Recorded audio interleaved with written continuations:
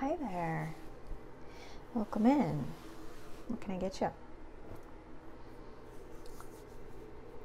Oh, it is. Well, happy birthday. Wow, how exciting. Well, I guess you guys are up for a fun night, huh? Really?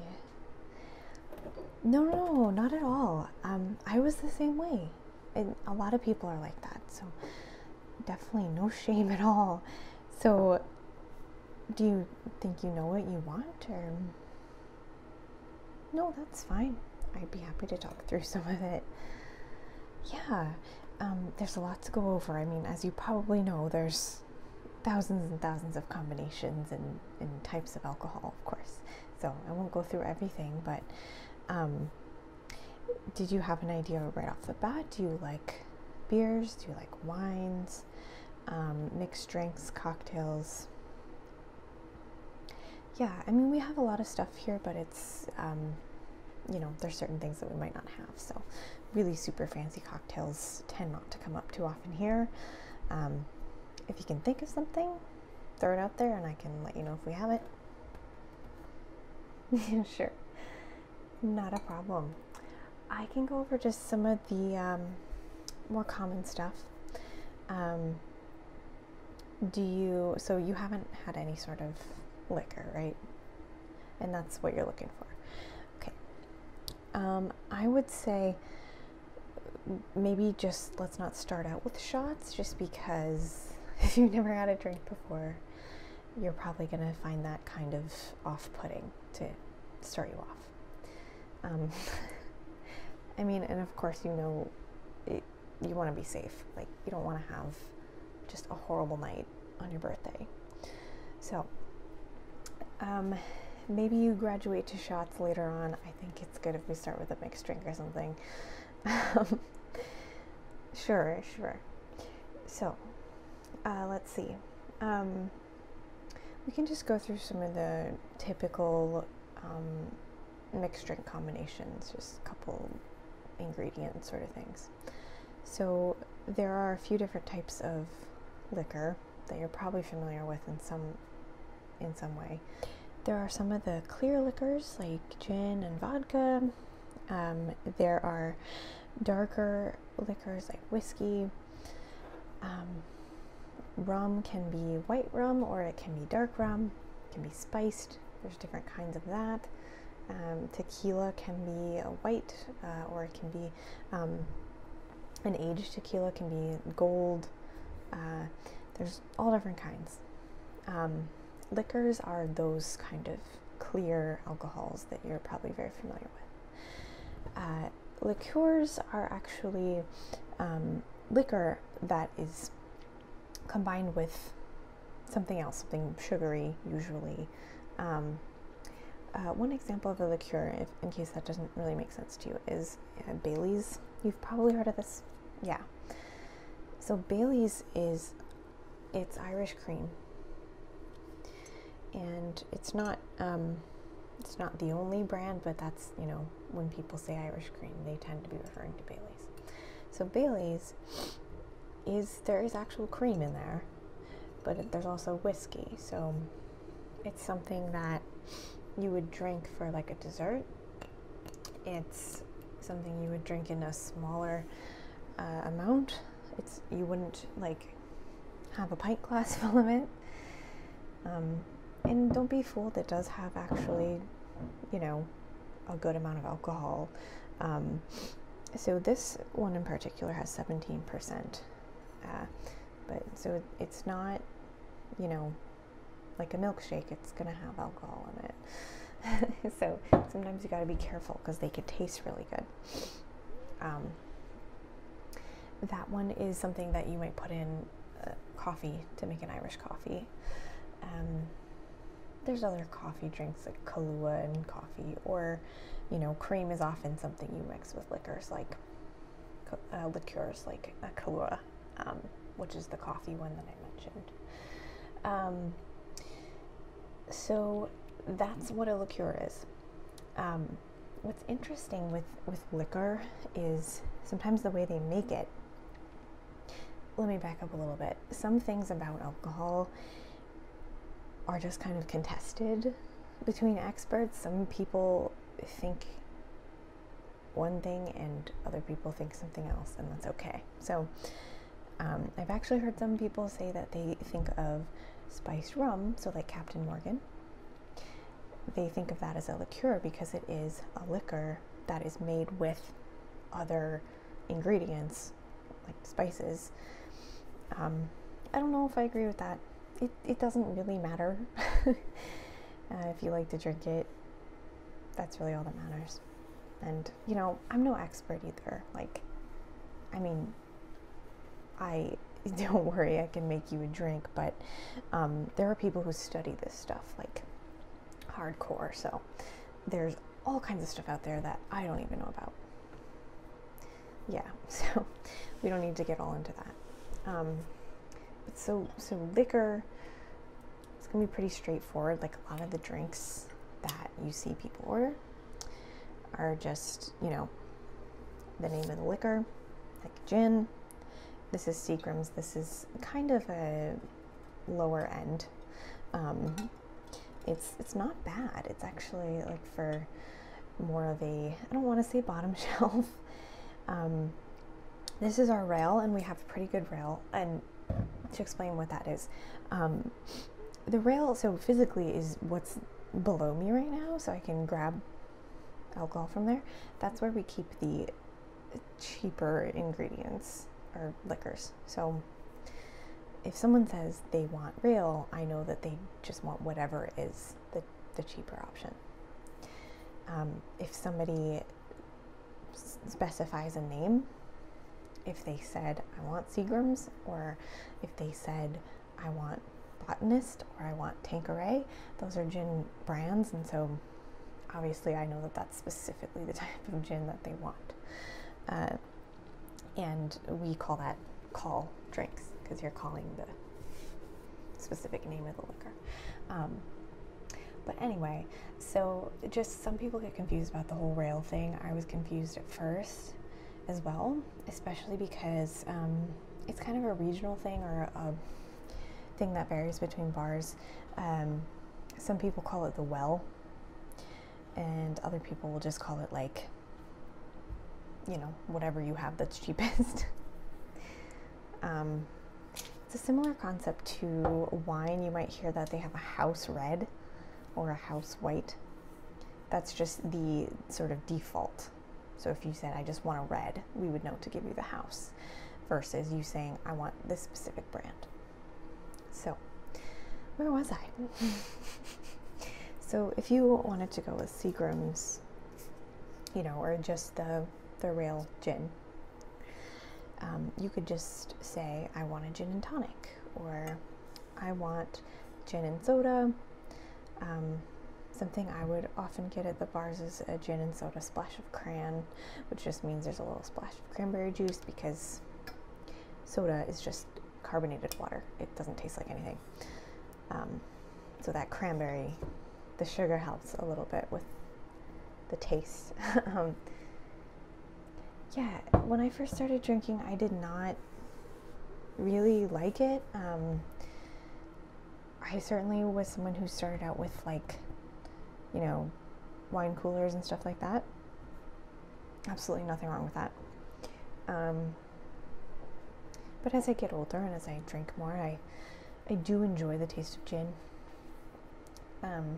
So I can do gin and soda and stuff like that. Now, tonic that I mentioned earlier, tonic is actually a soda. It does have sugar, unless you get diet. A lot of people think that it's just like a type of water, like soda water, and that's not the case, which is fine, but just be aware. Tonic is really good. It's a sort of bitter taste because it has something called quinine. It's actually something that they used to use for medicine, and still do, I think, to treat malaria, but in much higher quantities. So you wouldn't want to be drinking like gallons of tonic water a day because of that quinine. It's not really good for you in mass doses if you're not using it for medicine. So anyway, I hope all that makes sense. Stop me if I'm going on too much. Okay, so those are some common drinks, you know, gin and blank. Vodka tonic's very popular. Those drinks will typically come with a lime wedge or something you can squeeze into your drink. Another very popular one around here is the Moscow Mule, and that actually has a special glass. So this is a Moscow Mule copper mug, and for some reason that's what these cups are used for. It's really the only drink you usually use them for, and you only really serve them in there. That's just kind of the rule. So Moscow Mule is called that because it's made with vodka, which is Russian in origin. The Moscow Mule is a vodka, lime, and ginger beer. There is a difference between ginger ale and ginger beer. I don't know what the technical difference is, but ginger beer is a lot more gingery. So ginger ale, you know, you've probably had. It's just like a very normal soda. Ginger beer is quite similar, but yeah, it's a lot more gingery, and it's something that people don't usually just drink like a soda. They certainly do sometimes, but just not as common. It's probably a little bit more expensive too. So that's one that it's really good. It's really refreshing, and the copper mug makes it really cold, so that's nice.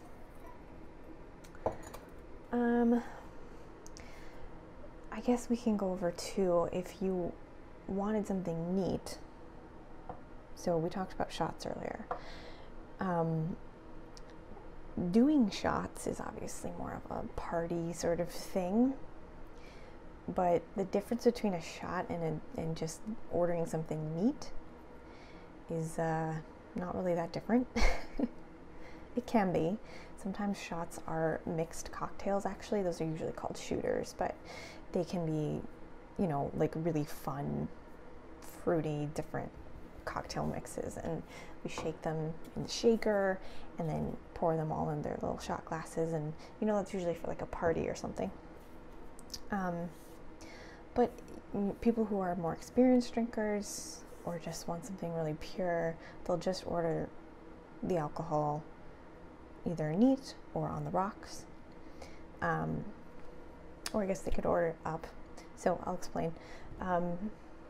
So if you were to order, like, this glass is it's Johnny Walker brand, so this is for Scotch. Doesn't have to be Scotch, but that's what the brand is. So, you know, if you wanted to do a Scotch tasting, you would just have the Scotch in here, nothing else. I mean, Scotch doesn't really get mixed with a whole lot usually either. You know, or you might just have like a rocks glass, which is a little smaller than this. This is a tumbler. It's just the alcohol. And so if you say, can I just get, you know, Johnny Walker Red, which is a type of Scotch, they would say, you want that on the rocks, neat. And if you want ice, you would say on the rocks. Sometimes people will just specify they want 1 or 2 ice cubes. It's very intricate, this whole alcohol thing. I don't even, you know, I'm not one of those people, so I don't really get what it does. It's just about how diluted they want it. So people are picky about that. If you wanted like vodka on the rocks, you know, just ice and vodka. You can order it neat, which means it's going to be no ice. It's going to be however they have the bottle controlled at the moment. So a lot of times that means you're going to get it warm. Kind of depends what it is, where you are. Like, I know sometimes you keep vodka in the freezer. I don't know. I mean, I guess there are certain scenarios where that might be the case. whiskey is usually warm. Like, you wouldn't really put that chilled, but you could. So a lot of times if you order it neat, yeah, it's gonna be just warm alcohol. So I don't know if that's what you want. Totally fine. It's just, most people don't really drink vodka warm, and yet they will drink whiskey warm. It's just like kind of how it is. Just based on the flavor profile, I imagine. So the other thing I mentioned was ordering something up. So up is a style of drink that is also without ice. However, the expectation is that you've shaken it with ice or stirred it with ice. And the reason you would do that is to make it colder and to dilute it a little bit. So you could specify, like in James Bond, shaken, not stirred, or the other way around. But I guess usually people don't really do that, because there is kind of a set of standards for bartending that, you know, if something's all booze, we tend not to shake it because that really breaks up the molecules or whatever. Like it dilutes it too much, and it kind of ruins the flavor. If it's like a cocktail, then we'll shake it because it has juice and other things that needs to be shaken up. So, you know, an example of a drink that's all booze would be a martini. You're just mixing vermouth and, you know, gin or vodka. So you tend to just stir that with ice so that it's really cold, and then you would strain it, or you would, you know, somehow get the liquid away from the ice, and then you would put it in your martini glass. So that would be a drink that's served up. So James Bond, some people would argue he was actually wrong in the way he ordered martinis, but I say, who cares? I would say a martini, if you've never had alcohol before, probably aren't going to love a martini. It's a certain flavor profile. So anyway, you might be familiar with some more fruity kind of drinks. There's, you know, like a Tequila Sunrise is tequila, and then we'll take a glass and we'll put grenadine in it. So if you've ever had a Shirley Temple, also known as a kitty cocktail, it would have this grenadine. It's just syrup. It's red. A lot of people think it's cherry. It's actually pomegranate flavored. That's why it's called grenadine, because it's in a couple of different languages. Pomegranate has the root like you can kind of tell pomegranate. Anyway, so we put that in there for a, well, for a Shirley Temple, it would be that, and then just 7-Up or Sprite. For Tequila Sunrise, we would put that in, and then we would pour orange juice, and so it looks like a sunrise in tequila, of course. So it kind of has the red, sort of unmixed, and it just kind of floats into the orange. It's really pretty. That's a good one. A lot of people say tequila makes them a certain kind of drunk, that's like this other kind of drunk. I don't know how much truth is in that. I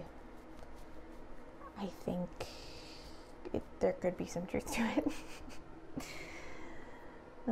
But so that is another popular one. Oh, this is bitters. So I know that label is kind of weird, isn't it? That's just how they all are. It's the legend goes that they just made these labels with, you know, all the stuff they wanted to say on it. It's like a really long sort of thing. And then they just were like, well, we can't make this label any smaller because I had a lot to fit on there. So you're just gonna have to make it like go over the edge of the bottle. It's a really stupid story. It's not like any good reason for it. But they've been doing that the whole time. I mean, this is a super old company. So yeah, these are Angostura bitters. Bitters are like just a little dash of something to add. They're really aromatic. So you can smell that. It's kind of spicy. So you'll just add like 2 dashes of that to a cocktail or something. Yeah, it's a unique flavor. It goes really well with like a citrus. It just adds like some little complexity or brightness. So this is one kind of bitters. There are other kinds. Peychaud's, for instance. That one's a little bit more like licorice-y. Not something I'm a big fan of. There's also ones that are just orange, specifically orange bitters. Yeah. So if you just toss those into something, it really steps it up. This is just another type of bottle that you want to add such a small amount. You would even take an eyedropper and just drop them in. Or sometimes other ingredients. Really fancy cocktails will sometimes require just a really small amount of something. Yeah, this is interesting. It's it's a syrup, so it's actually lavender flavored. Yeah, it is like that. It's a simple syrup would be just sugar and water. So most cocktails, not most, but a lot of cocktails will have some sort of sugar like that, and it's often simple syrup. So if you see that on the menu, it's just sugar and water.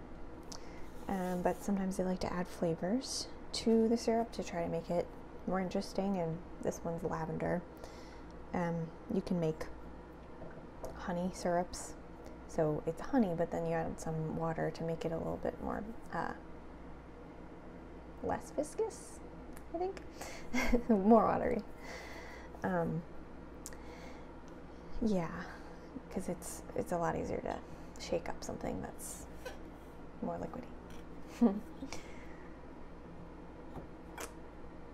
Yep, and I mean, we haven't even talked about wine and beer and everything, but I think it would be great for you to start with, you know, some sort of simple mixed drink and just see how that goes. And we can make it weak if you want. Yeah, we could even do a double, a tall. So, you know, I can just put like 1 shot, but then we'll give you a tall pint glass so that we can fill the rest of it up with mixer, which would be, you know, soda or whatever you decide. Yeah, that's usually a good idea for people who are trying to pace themselves or they're not big drinkers. Yeah, so yeah, actually, just the tall glass doesn't necessarily mean a double. So you want to be careful about that. If you did want a double, but you still wanted that much mixer, you would say you wanted a double tall. And if you just order a regular double, you're going to get it probably in something like this.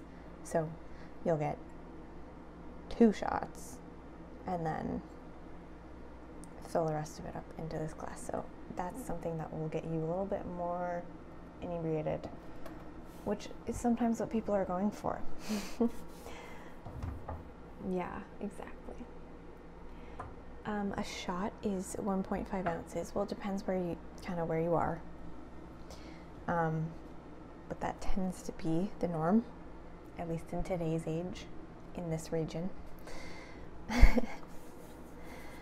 So that's kind of what you can expect. Yeah, and you know, people really don't always understand this about bartending. It is an art and it is a science. There are certain things that are kind of rules that we do follow. So I know it seems maybe kind of arbitrary, but we're not trying to like screw you over with, you know, making something weak. If you order a single shot, we're going to give you 1.5 ounces. We have tools to measure that. We can also, you know, at a certain point you can estimate with your eyes, but yeah. Yeah, if you've seen them doing that, you're probably, that's probably someone who's a little bit more experienced, but there's a couple things that we can do. There are pour spouts that are called stop pours, and they actually measure out a shot for you. So I'll just pour it and it'll stop once it's filled to the amount it's supposed to be. So you might have been seeing people doing that.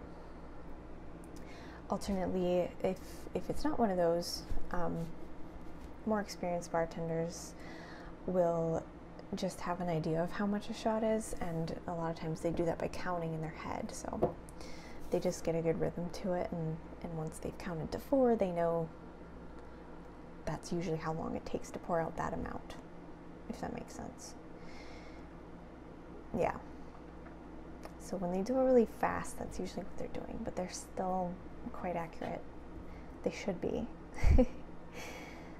But there's always the jigger, which I know it's a shot. It's just like a shot glass, but it's 2-sided, so you can get the ½ ounce, ounce and a half, ounce measurements. Yeah, we usually use that, especially if you're making like a cocktail. When I'm just making gin and tonics, you know, I don't need that. But yeah, exactly. You want to try that? Okay, I think that sounds like a great idea, and I'm assuming you want a lime. That is the customary way, yes. Okay, that sounds great. I will get that poured for you. Yes, and then we'll just see how it goes. If you want to order more, you know, we'll leave your tab open. And then at the end, I will give you your bill. That's really all there is to it. No, it's not at all. You know, people don't always have experience with it, so I'm totally happy to explain. I love my job, so yeah. Well, I'm glad you came in. I will be right back.